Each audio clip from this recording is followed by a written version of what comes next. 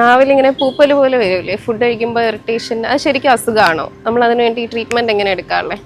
നാവിലെ പൂപ്പല് വരുന്നത് ഞങ്ങൾ oral thrush എന്നാണ് പറയുന്നത്.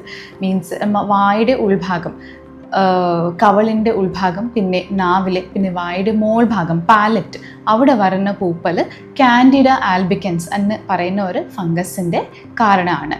ഈ കാൻഡിഡ ആൽബിക്കൻസ് എല്ലാവരുടെ വായിലും നോർമലായിട്ട് ഒരു ചെറിയ എമൗണ്ടിൽ ഉള്ള ഒരു ഫംഗസ് ആണ്.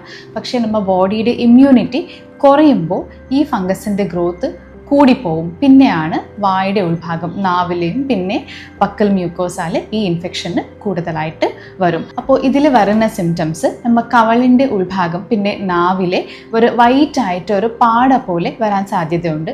ചിലപ്പോൾ നാവിലും പിന്നെ വായുടെ ഉൾഭാഗം നല്ല റെഡായിട്ട് ഒരു റെഡിഷ് ഡിസ്കളറേഷൻ വരും. പിന്നെ എരിച്ചിലുണ്ടാവും. പിന്നെ ടേസ്റ്റിൻ്റെ വ്യത്യാസം, ചിലപ്പോൾ ടേസ്റ്റ് ഒട്ടും അറിയാതിരിക്കുന്ന ഒരു സാധ്യത വരും. ഇറക്കാൻ ബുദ്ധിമുട്ട് വരാൻ സാധ്യതയുണ്ട്. അപ്പോൾ ഇതിൻ്റെ ചെയ്യേണ്ട കാര്യങ്ങൾ, ആദ്യം കാരണം എന്തോ ആണ് എന്ന് അന്വേഷിക്കണം. ഡയബറ്റീസ് ഉണ്ടോ, ഷുഗർ ലെവൽസ് കൂടിപ്പോയോ, കണ്ടിന്യൂസ് ആയിട്ട് ആൻറ്റിബയോട്ടിക്സ് കഴിക്കുന്ന എന്തെങ്കിലും കണ്ടീഷൻ ഉണ്ടോ, പിന്നെ കീമോതെറാപ്പി അങ്ങനത്തെ ഒരു കോസസ് ഉണ്ടോ അത് നോക്കണം. തീർച്ചയായിട്ട് ഡോക്ടറിനെ കാണണം. ബിക്കോസ് നമുക്ക് കോസ് ആദ്യം കണ്ടുപിടിക്കണം. പിന്നെ വായുടെ ഹൈജീൻ നല്ലപോലെ മെയിൻറ്റെയിൻ ചെയ്യണം.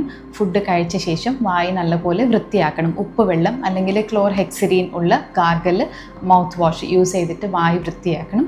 പിന്നെ ഡോക്ടർ പറയുന്നതനുസരിച്ച് ആൻറ്റിഫംഗൽ ലിക്വിഡ് അഥവാ ലൊസഞ്ചസ് യൂസ് ചെയ്യണം.